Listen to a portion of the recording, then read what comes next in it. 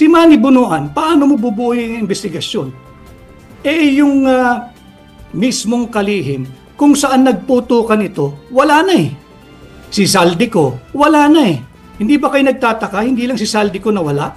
Pati yung kanya mga air assets nakalabas? Ano ito? Attorney, si Chicky Vergel, ito ngayon na-mention nyo po si Zaldico, no?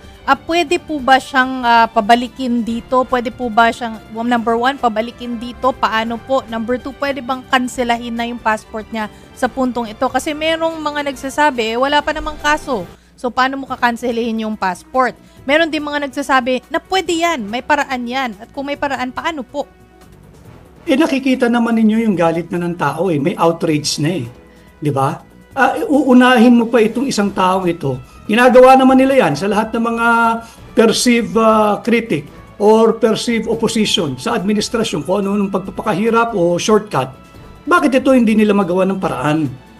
Di ba? Meron naman siya abogado, sinagot naman ng mga abogado niya yan, and hindi rin naman ako ang prosecutor at hindi rin naman lalo ako abogado niya. So I'd rather not deal with those nitty-gritty ng kanyang yung legality at yung kanyang karapatan. But what I'm saying is, bago tayo umabot sa punto na nakalabas si Saldico, bakit nila pinalabas?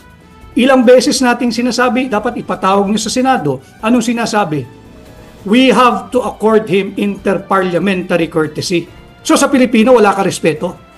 Sa Pilipinong agrabyado, wala kang kortesiya. Yun ang ipaliwanag ninyo.